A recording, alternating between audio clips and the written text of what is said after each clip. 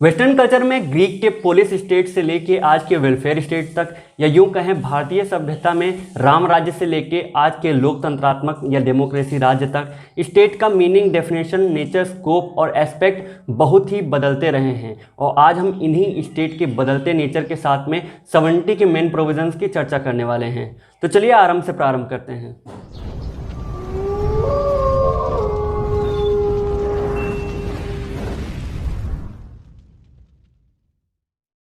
State शब्द की उत्पत्ति लैटिन शब्द स्टेटस से हुई है, जिसका मतलब स्टैंडिंग होता है। सालमन के हिसाब से स्टेट का मतलब वो एसोसिएशन ऑफ ह्यूमन बीइंग होता है जो कि सर्टेन एंड्स को अचीव करने के लिए सर्टेन मीन्स का उपयोग करता है। तो आइए बात करते हैं सबसे पहले पॉइंट, जो कि थ्योरी ऑफ स्टेट है या ओरिजिनेशन ऑफ स्टेट है, कि स्टेट की उत्पत्ति कहाँ से हुई। तो सबसे इसमें पहले जो थ्योरी आती है वो आती है divine theory of the state, जिसे राज्य का दैवीय सिद्धांत बोलते हैं।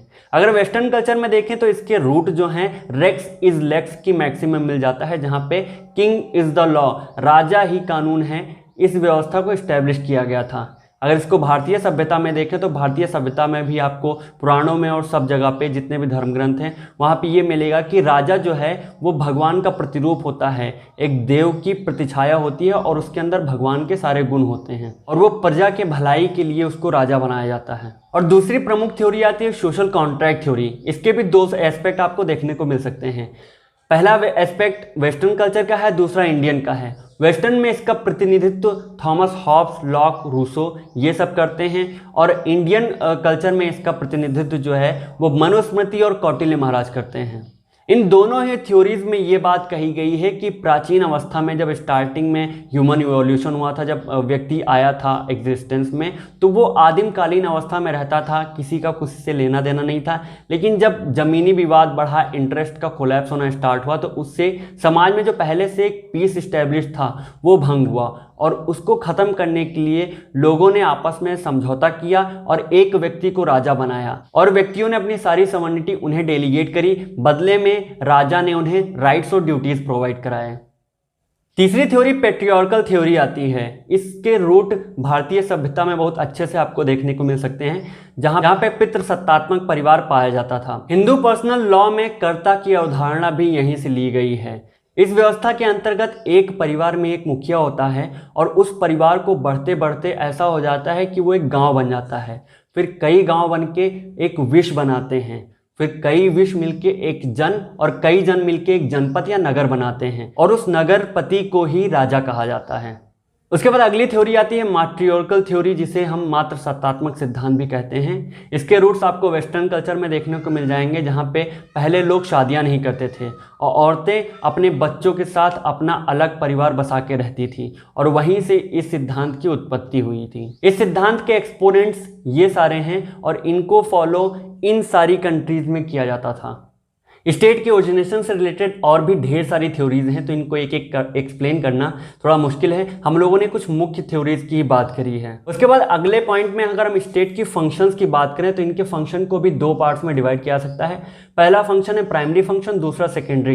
प्राइमरी फंक्शन का वॉर को प्रिवेंट करना और जस्टिस को एडमिनिस्टर करना, एडमिनिस्ट्रेशन ऑफ जस्टिस था। और उसके बाद जैसे जैसे स्टेट इवॉल्व हुआ, वेलफेयर स्टेट की कॉन्सेप्ट आई, तो स्टेट के कार्य बढ़ गए, उनके फंक्शंस बढ़ गए, जैसे रोड बनवाना, अस्पतालों की व्यवस्था करना, शिक्षा संबंधी व्यवस्था करना, ये सब सेकेंडरी फंक्शंस में आते हैं। अब बात करते हैं एलिमेंट्स ऑफ स्टेट की, कि स्टेट के तत्व क्या हैं, क्या मिलकर एक स्टेट बनाते हैं। तो इसमें 4 पॉइंट्स आते हैं। सबसे पहली बात पॉपुलेशन, दूसरी बात गवर्नमेंट, तीसरी बात टर्शरी और चौथी बात सॉवरेनिटी। तो इन 4 तत्वों से मिलकर एक स्टेट बनता है, जिसमें पहले तीन को छोड़कर चौथा तत्व बहुत ही इंपॉर्टेंट, जिसे हम सॉवरेनिटी के नाम से जानते हैं। हिंदी में इसे संप्रभुता कहते हैं, और आज हम इस वीडियो के अंदर इस संप्रभुता की भी कुछ व्याख्या करने वाले हैं।